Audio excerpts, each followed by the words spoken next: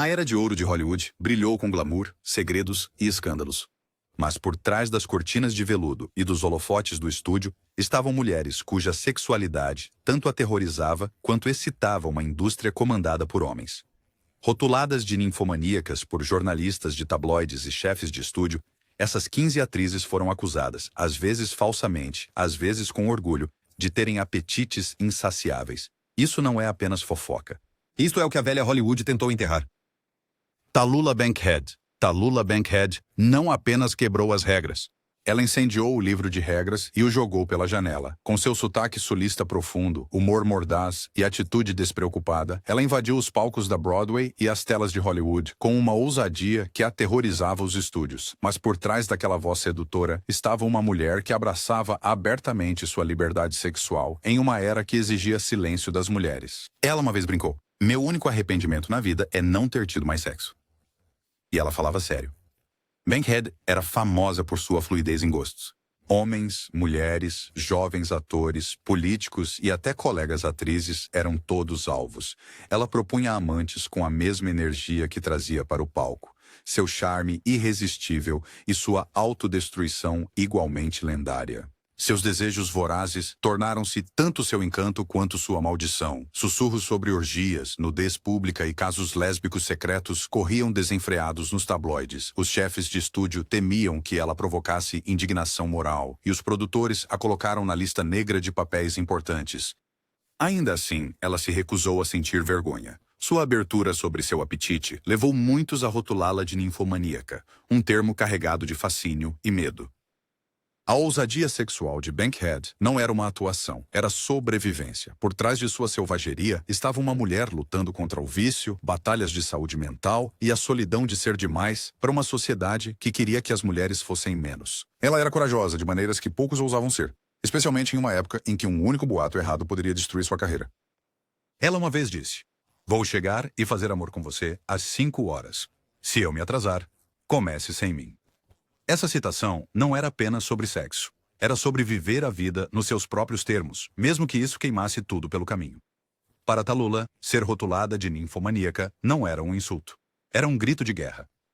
Ava Gardner. Ava Gardner não era apenas uma bomba. Ela era uma tempestade em saltos altos. Nascida na zona rural da Carolina do Norte, ela ascendeu de origens humildes para se tornar uma das mulheres mais desejadas de Hollywood. Mas enquanto os estúdios tentavam moldá-la em uma dama, Ava se recusava a ser domada. Ela amava intensamente, bebia muito, xingava como um marinheiro e seguia seus desejos onde quer que eles a levassem. Ela teve 3 casamentos de alto perfil, com Mickey Rooney, Artie Shaw e Frank Sinatra, mas eles eram apenas a ponta do iceberg de seu lendário romance.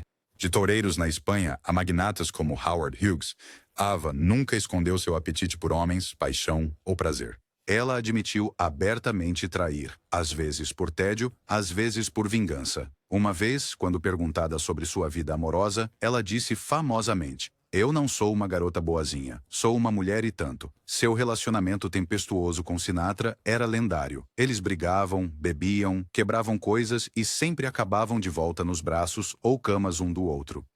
Os chefes do estúdio ficaram horrorizados com suas travessuras, rotulando-a de incontrolável. A portas fechadas, colunistas de fofocas sussurravam que Ava tinha uma fome sexual insaciável. Hollywood a chamava de ninfomaníaca, mas o que temiam era uma mulher que não pedia permissão. Mas Ava não era imprudente. Ela era real. Ela uma vez disse: "No fundo, sou bastante superficial." Mas aqueles que a conheciam sabiam que não era bem assim. Sua determinação vinha de um lugar de rebeldia, de sobrevivência, de recusa em viver sob as regras de outra pessoa. E embora a idade e o alcoolismo eventualmente tenham ofuscado sua estrela, ela nunca se desculpou por quem era. Ava Gardner viveu, amou e desejou sem vergonha. Mae West. Antes de Madonna, antes de Marilyn, havia Mae West, a provocadora sexual original de Hollywood. Ela não apenas brincava com insinuações. Ela as transformava em armas com frases como: "Por que você não sobe e me vê alguma hora?" E "De mais de uma coisa boa pode ser maravilhoso." Mae construiu um império baseado no prazer e na sexualidade, sem remorso. O que muitos não sabiam era que Mae era tão audaciosa fora das telas. Ela escrevia suas próprias peças e filmes, frequentemente inserindo suas opiniões ousadas sobre sexo e poder nos roteiros. Ela acreditava que o sexo era natural e que qualquer tentativa de envergonhá-lo era repressão social. May tinha amantes décadas mais jovens do que ela, dançarinos, gangsters e até fisiculturistas. Ela se cercava de energia masculina e escolhia seus parceiros como escolhas de elenco, com base no desempenho. Hollywood a rotulou de ninfo, às vezes carinhosamente, às vezes cruelmente. Sua confiança sexual era tão chocante que ela foi até presa em 1927 por sua peça Sex. Em vez de se esconder, ela usou a prisão para aumentar sua fama. No quarto, ela supostamente mantinha uma lista e frequentemente afirmava que nunca dormia sozinha. Mas seus relacionamentos não eram imprudentes, eram calculados. Ela uma vez disse: "O amor conquista todas as coisas, exceto a pobreza e a dor de dente." Mae West nunca se casou, nunca teve filhos e nunca se diminuiu para se encaixar nas expectativas da sociedade. Ela permaneceu sexual até os seus 80 anos, ainda aparecendo em filmes usando lantejoulas e cercada por homens sem camisa. Chamá-la de ninfomaníaca é simplificar uma mulher que era mestre de seu próprio mito. Mae não precisava da aprovação de ninguém, apenas de um holofote e uma piada. Hedy Lamarr. Para o mundo, Hedy Lamarr era a mulher mais bonita viva. Mas por trás do rosto deslumbrante havia uma mente inquieta e um coração que buscava incessantemente conexão através da intimidade física. Hedy teve 6 maridos e inúmeros amantes, cada um incapaz de segurá-la completamente. Sua beleza a prendeu em um papel que ela nunca pediu. Então, ela buscou liberdade em casos amorosos que desafiavam os padrões morais de Hollywood. Uma ex-aristocrata austríaca, a exposição precoce de Lamarr à riqueza e ao controle a deixou faminta por poder em sua própria vida. Sua fuga para Hollywood foi motivada por mais do que apenas ambição. Era sobrevivência. Ela foi casada jovem com um traficante de armas dominador e fugiu do casamento vestida como empregada, escapando pela noite. Esse trauma definiu o tom de sua vida amorosa turbulenta. Uma vez em Hollywood, Hedy chamou a atenção instantaneamente, mas o sistema de estúdios a tratou como uma escultura silenciosa. Frustrada, ela buscou emoção na cama em vez de na tela. Os amantes incluíam atores, compositores, magnatas, até mesmo suspeitos de serem simpatizantes nazistas. Os tabloides não se cansavam. Alguns insiders afirmavam que Hedy usava o sexo como outros usavam cigarros, habitualmente e sem emoção. Mas por trás dessas manchetes sensacionalistas estava uma mulher ansiando por intimidade. A mente de Hedy, que ajudou a inventar a tecnologia de salto de frequência agora usada no Wi-Fi, nunca foi levada a sério por Hollywood. Rejeitada intelectualmente, ela buscou validação física. Ela era uma ninfomaníaca ou apenas uma mulher em busca de algo real em um mundo de ilusões? Nos anos posteriores, Lamarr tornou-se reclusa, marcada por cirurgias plásticas e sonhos desfeitos. Mas sua história é um lembrete de que mesmo a beleza mais deslumbrante pode esconder um profundo anseio e uma mente que se recusava a ficar quieta. Joan Crawford. Joan Crawford não era apenas uma estrela, ela era um império. Sua intensa ambição, olhos penetrantes e vontade inabalável gravaram seu nome na história de Hollywood. Mas por trás do exterior polido de ombreiras e batom vermelho, estava uma mulher cujos desejos privados desafiavam os limites da época. Crawford não desejava apenas sucesso, ela ansiava por atenção, afeto e, como muitos insiders afirmavam, sexo em suas formas mais compulsivas. Seus primeiros anos foram marcados por luta e sobrevivência. Nascida na pobreza e no abandono, ela lutou para entrar na linha de coro e depois na tela de cinema. Ao longo do caminho, o sexo tornou-se tanto uma ferramenta quanto uma fuga. Os insiders de Hollywood sussurravam sobre a política de portas abertas de Joan em sua casa, onde produtores, atores e entregadores supostamente recebiam mais do que apenas conversa fiada. Até mesmo seus casamentos, 4 no total, estavam repletos de rumores de infidelidade, apetite insaciável e incompatibilidades sexuais. Sua união com Franchot Tone era dita como cheia de ciúmes e controle, enquanto amantes posteriores reclamavam que os desejos de Joan eram implacáveis. Na rígida moralidade de Hollywood dos anos 1940, tal abertura não era apenas desaprovada, era patologizada. Crawford era frequentemente rotulada como ninfomaníaca nos bastidores, um rótulo que alguns dizem que a MGM usou para justificar colocá-la na lista negra durante disputas contratuais, mas Joan não se importava. Ela buscava homens mais jovens em seus últimos anos e supostamente realizava exibições privadas de filmes adultos em sua casa.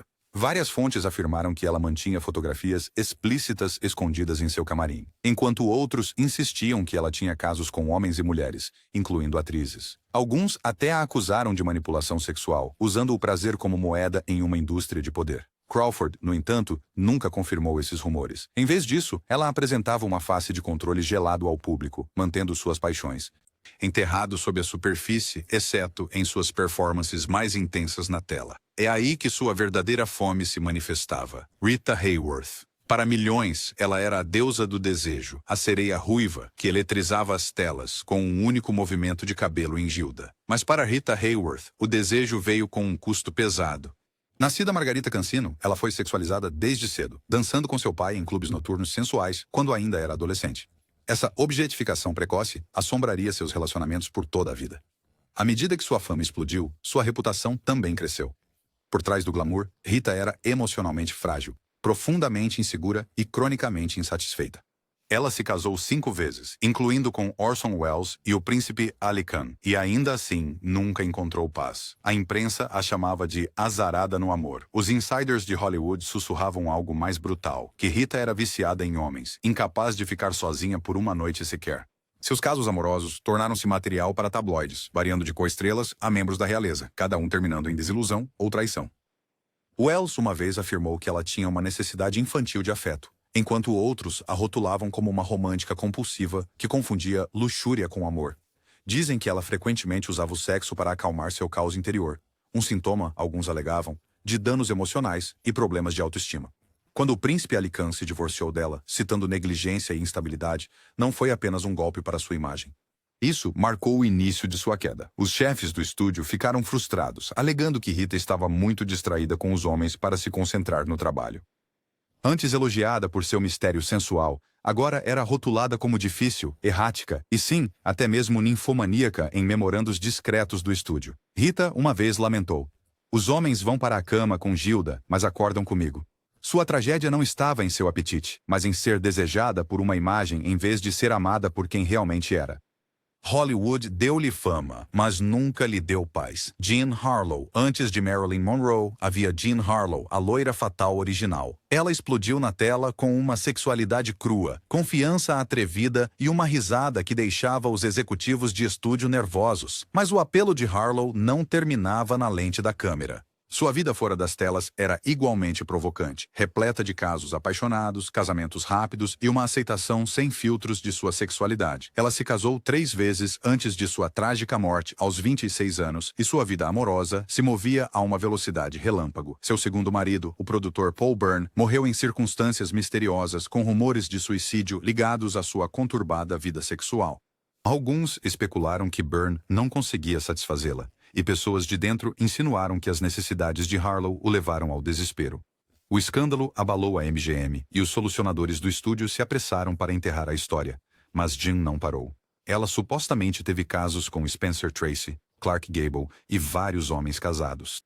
Rumores circulavam sobre suas festas, seus hábitos de não usar lingerie e até casos com mulheres. Ela uma vez disse: "Gosto de acordar em camas estranhas", uma piada que só alimentou sua imagem como a mais jovem ninfo de Hollywood. No entanto, sua vida não era apenas hedonismo. Jean sofria de doença renal, isolamento e a pressão de ser o sonho de todo homem enquanto ainda era tratada como uma criança.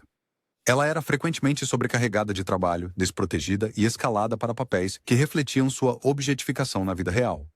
Aos olhos do público, Harlow era uma deusa radiante de desejo. Nos bastidores, ela era um espírito inquieto em busca de amor nos lugares errados. Sua morte prematura apenas acrescentou a lenda e deixou muitos se perguntando o que poderia ter sido se ela tivesse vivido além dos 26 anos.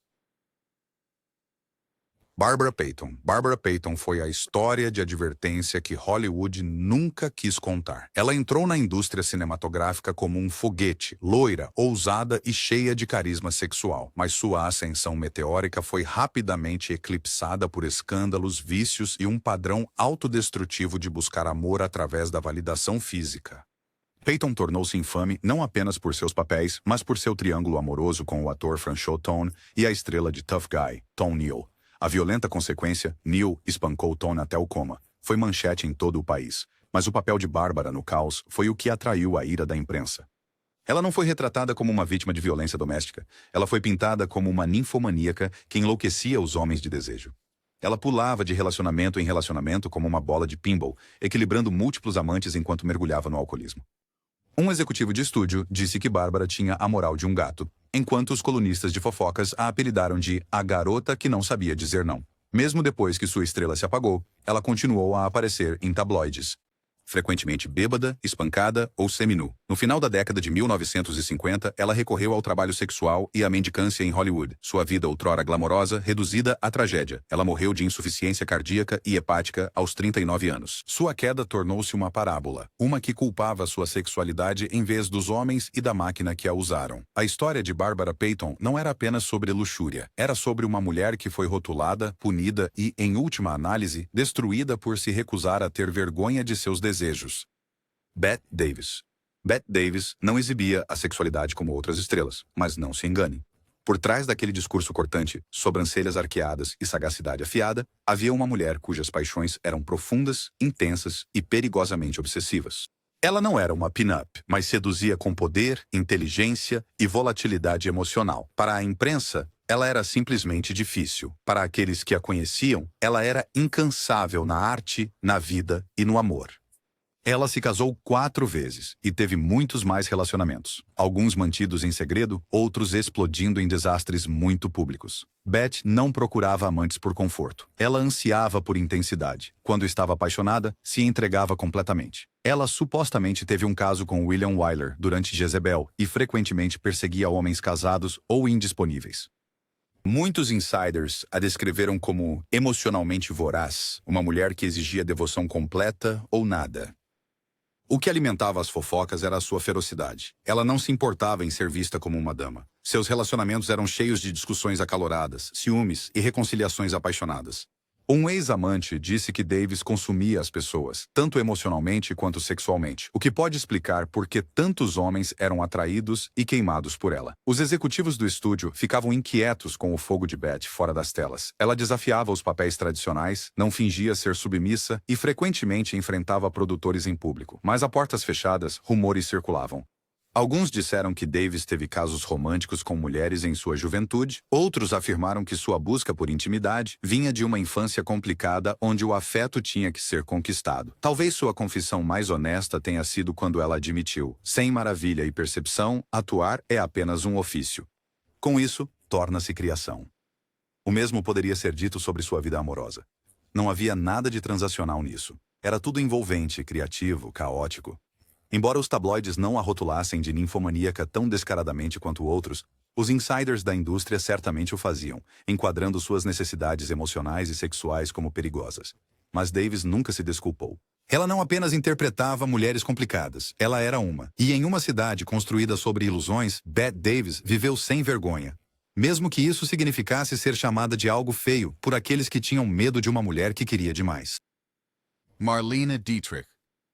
Marlene Dietrich não apenas interpretava sedutoras, ela vivia como uma. Ela flutuava por Hollywood, como um fantasma em seda e fumaça de cigarro, um enigma bissexual envolto em diamantes e segredos. Enquanto outras atrizes ainda eram moldadas em criações obedientes dos estúdios, Marlene escrevia suas próprias regras e sua própria lista de amantes. Ela foi casada com um homem durante a maior parte de sua vida, Rudolph Sieber, mas o casamento era aberto, quase simbólico. Embora nunca tenha se divorciado dele, Dietrich se entregou a uma série de casos com homens e mulheres, atores, diretores, realeza, até mesmo generais militares. Gary Cooper, John Wayne, James Stewart, Edith Piaf e Mercedes de Acosta foram apenas alguns dos nomes sussurrados em sua longa trilha de conquistas. Os insiders disseram que ela mantinha um pequeno caderno preto de amantes, cada um classificado pelo desempenho. Ela uma vez brincou que não fumava depois do sexo, porque isso significaria fazer uma pausa. Alguns afirmavam que ela era insaciável, precisando de estimulação constante não apenas física, mas emocionalmente. A filha de Dietrich, Maria, escreveu que sua mãe usava o sexo como uma forma de controle, mantendo homens poderosos como Josef von Sternberg na palma da sua mão. O que tornava Marlene tão aterrorizante para a elite de Hollywood era sua recusa em se esconder. Ela usava smokings e beijava mulheres em público numa época em que isso poderia ter acabado com sua carreira. Ela se apresentava para soldados durante a Segunda Guerra Mundial com um charme sedutor que deixava os homens obcecados e as mulheres curiosas. Para a América conservadora, ela era uma figura imoral. Para Hollywood, uma mulher a ser tanto reverenciada quanto temida. Os chefes de estúdio não conseguiam controlá-la, mas tentaram. Nos bastidores, os produtores discutiam como comercializar uma ninfomaníaca sem escândalo, mas Marlene os superou a todos. Ela cultivou sua imagem com precisão cirúrgica, metade mito, metade confissão. Ela uma vez disse: "Eu não acho que temos o direito de julgar ninguém." E ela viveu por esse mantra. Dietrich não se importava se a chamavam de depravada, lasciva ou ninfomaníaca. Seus amantes não eram conquistas. Eram capítulos de uma história escrita inteiramente por ela. Carole Lombard. Carole Lombard era a rainha da comédia maluca de Hollywood. Uma mistura deslumbrante de atrevimento, inteligência e franqueza sem filtros. Mas por trás de seu humor rápido e riso contagiante, estava uma mulher com um segredo que as máquinas de relações públicas do estúdio nunca conseguiram definir. Carole amava sexo e não tinha medo de dizer isso. Em uma época em que a maioria das atrizes era treinada para agir de forma recatada, Lombard fazia piadas obscenas, gabava-se de sua libido e até usava um colar que dizia "Fui Honora" sob seu vestido nas estreias, apenas para sua própria diversão. Nascida em uma família rica, mas criada com determinação, Lombard não precisava de validação dos homens. Ela simplesmente os apreciava. Seus amantes incluíam, segundo relatos, Clark Gable, Russ Columbo, George Raft e vários influentes dos bastidores de Hollywood. Mesmo antes de seu casamento com Gable, ela era conhecida por discutir abertamente seus casos em reuniões privadas, recusando-se a se esconder atrás de histórias de romance discretas e fabricadas pelo estúdio. O que tornava Carole diferente não era apenas seu apetite, era sua resistência à vergonha. Ela subverteu o estereótipo da ninfomaníaca. Para ela, a sexualidade não era tabu, era alegria, diversão, liberdade. Amigos a descreviam como uma mulher que tomava homens como coquetéis, um para começar a noite e talvez outro antes do jantar. E ainda assim, ela era ferozmente leal no amor, particularmente a Gable. O casamento deles era apaixonado, explosivo e cheio de química física que transbordava para o público. Ainda assim, mesmo durante seu casamento, rumores circulavam de que Carole mantinha encontros privados com antigos amores e companheiros masculinos quando Clark estava fora no set. Alguns próximos ao casal afirmavam que seu relacionamento prosperava com esse entendimento tácito, não baseado na monogamia, mas na confiança e desejo mútuos. A vida de Carole foi tragicamente interrompida em um acidente de avião em 1942, enquanto retornava de uma turnê de títulos de guerra. Com apenas 33 anos, ela deixou para trás uma lenda e um mistério. Se tivesse vivido mais, será que Hollywood a teria forçado a se conformar, a suprimir aquela parte de si que desafiava todos os estereótipos femininos? Ou ela teria continuado a trilhar seu próprio caminho hilário e hedonista? No final, Carole Lombard não se importava com o que a chamavam ninfomaníaca, criança selvagem ou rebelde. Ela simplesmente se chamava de livre. Gloria Graham. Gloria Graham foi a femme fatale que borrava a linha entre perigo e desejo. Com seus lábios carnudos, voz sussurrante e olhos ardentes, ela iluminou filmes no ar do pós-guerra como Os Corruptos e No Silêncio da Noite. Mas fora das telas, sua vida era ainda mais escandalosa, tão escandalosa que Hollywood começou a sussurrar não apenas sobre sua vida sexual, mas sobre sua sanidade. Casada 4 vezes, incluindo com o diretor Nicholas Ray, Gloria tinha um magnetismo inegável que atraía os homens como mariposas para a chama. Mas foi o caso que explodiu em caos nos tabloides que selou seu status infame, seu relacionamento com Tony Ray, o próprio filho adolescente de Nicholas Ray. Embora o romance deles tenha começado após o divórcio dela de Nicholas, rumores circulavam de que havia começado quando Tony era apenas um adolescente e Gloria ainda era sua madrasta. Quando ela se casou com Tony anos depois e teve filhos com ele, não importava que pudesse ser legal. A imprensa a rotulou como uma devassa sexual. A reação de Hollywood foi rápida e implacável. Os papéis de Graham secaram. Ela foi discretamente colocada na lista negra, não por política, mas por paixão. Mas essa não foi a primeira vez que Gloria foi chamada de ninfomaníaca.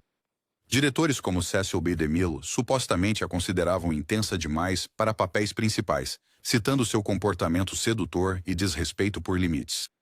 Colegas sussurravam que Gloria vivia para o desejo, frequentemente entrando e saindo da cama com colegas de elenco, produtores, até mesmo membros da equipe.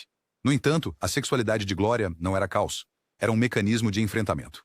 Biógrafos sugerem que ela lutava com uma profunda insegurança sobre sua aparência, obcecada com seu lábio superior a ponto de múltiplas cirurgias mal feitas. Alguns dizem que ela usava o sexo como validação, uma forma de silenciar as vozes internas que diziam que ela não era suficiente. Gloria Graham morreu em 1981, sozinha e praticamente esquecida após esconder uma doença terminal de sua família e amigos. Mas sua história continua sendo uma das mais trágicas e mal compreendidas de Hollywood antiga. Ela não era imprudente, ela era apenas real. E em uma indústria construída sobre ilusões, a verdade era muitas vezes a coisa mais perigosa de todas. Zsa Zsa Gabor. Zsa Zsa Gabor não apenas viveu em excesso, ela fez do excesso sua marca. Com 9 casamentos, incontáveis casos e uma atitude que transbordava sedução teatral, ela se tornou o rosto da feminilidade sem remorso. Sou uma dona de casa maravilhosa, ela brincou uma vez. Cada vez que deixo um homem, fico com a casa dele. Era mais do que uma piada, era uma declaração. Zsa Zsa usava charme, inteligência e sexo como ferramentas de poder em um mundo que queria que as mulheres fossem gratas, apenas por serem amadas. A imprensa a adorava, os tabloides ainda mais. Histórias de Gabor envolvendo-se com a realeza, magnatas, atores e artistas preenchiam as colunas de fofocas. Sua beleza era inegável, mas foi sua fome desinibida por romance e luxo que chocou os insiders de Hollywood. Enquanto outros faziam charme, Zsa Zsa assumia. Ela se casou com um Hilton e se divorciou dele. Ela deu um tapa em um policial e chamou isso de autoexpressão. Ela seduzia com seu sotaque húngaro e deixava amantes sem fôlego e sem dinheiro. Mas para cada admirador, havia críticos. Muitos insiders sussurravam que a busca incessante de Gabor pelo prazer era mais do que uma flertação. Era compulsão. Ela era frequentemente rotulada como ninfomaníaca nos círculos da indústria, especialmente após alegações escandalosas de ex-maridos que a pintavam como insaciável e inquieta. No entanto, Zsa Zsa ignorava isso com um encolher de ombros cravejado de diamantes. Sexo?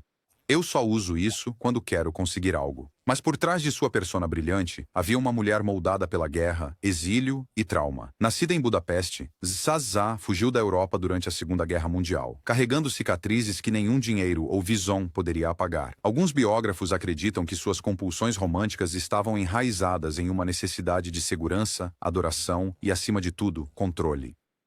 Zsa Zsa Gabor não era apenas uma socialite ou uma atriz escandalosa. Ela era um ícone que construiu sua identidade a partir da resistência. Se isso a tornava uma ninfomaníaca aos olhos de um mundo julgador, que assim fosse. Para ela, a indulgência não era vergonhosa. Era sobrevivência. Peg Entwistle. O nome de Peg Entwistle é frequentemente lembrado apenas na tragédia. A jovem estrela de 24 anos que saltou do H do letreiro de Hollywood em 1932 tornou-se um símbolo de sonhos desfeitos. Mas perdido nessa lenda está a história de uma jovem cuja necessidade de intimidade e talvez validação a levou a envolvimentos arriscados que mais tarde contribuíram para sua queda. Antes de sua trágica morte, Peg havia construído uma reputação promissora no teatro. Sua presença no palco era eletrizante e os agentes de elenco viam algo magnético nela. Mas quando ela se mudou para Hollywood, as coisas mudaram. Ela foi rapidamente rotulada, depois discretamente ignorada. Amigos disseram mais tarde que ela começou a buscar relacionamentos para preencher o vazio crescente dentro dela. Em uma cidade que recompensava a beleza, mas punia a carência, a vulnerabilidade de Peg se tornou sua ruína. Rumores circulavam de que ela tinha tido casos com vários homens de estúdios, alguns deles casados. Outros afirmavam que ela frequentemente entrava em relacionamentos que ofereciam mais mal do que bem, apaixonando-se por homens que podiam prometer papéis ou reconhecimento, mas não ofereciam nenhum dos dois. Sussurros de desespero sexual, alimentados por fofocas da indústria, começaram a manchar sua reputação. Alguns até a rotularam de ninfomaníaca em tons cruéis e sussurrados, sugerindo que sua ambição era movida por transações de quarto em vez de talento. Mas Peg não era imprudente. Ela estava perdida. Abandonada pelo pai, casada brevemente com um ator controlador que supostamente a maltratava e cada vez mais marginalizada pelo sistema, ela se viu em espiral. Sua sexualidade nunca foi uma arma. Foi um grito por afeto em uma cidade que devora seus sonhadores. Sua carta de suicídio dizia famosamente: "Tenho medo de ser uma covarde.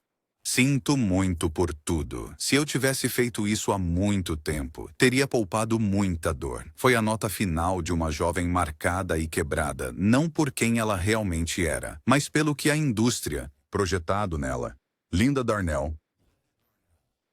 Linda Darnell foi uma vez chamada de a garota com o rosto perfeito. Com sua pele de porcelana e olhar penetrante, ela encantou em filmes como Forever Amber e A Letter to Three Wives.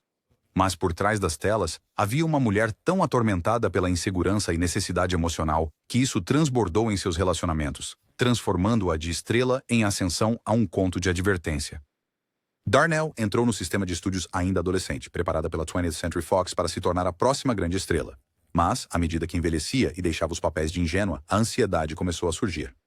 Ela temia desaparecer na irrelevância e, por isso, buscava validação onde pudesse encontrá-la.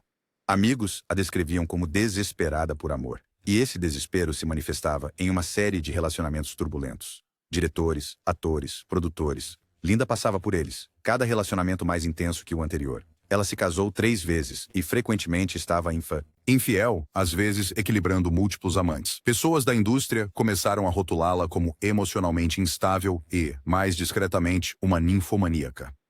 Um produtor afirmou famosamente: ela precisava de amor como outros precisavam de oxigênio. Se ela não tinha alguém, ela desmoronava. No início da década de 1950, Darnell estava lutando contra o alcoolismo e o declínio da carreira. Ela culpava a si mesma e seu coração que sempre queria mais.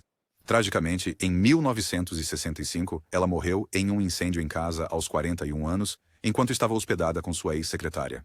Ironicamente, ela estava assistindo a um de seus filmes antigos na televisão pouco antes do incêndio.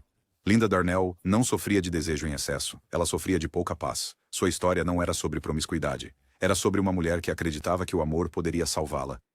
De certa forma, ser rotulada como ninfomaníaca era apenas a cruel abreviação de Hollywood para o que não conseguia entender: um coração aberto em um mundo fechado. Essas mulheres não eram desviantes, elas eram ousadas. Suas histórias revelam como Hollywood punia mulheres por serem apaixonadas, poderosas e destemidas. Marcadas com rótulos vergonhosos, elas incendiaram a tela e o mundo. Agora é hora de lembrá-las, não pelos rumores, mas por sua força, complexidade e espírito inabalável.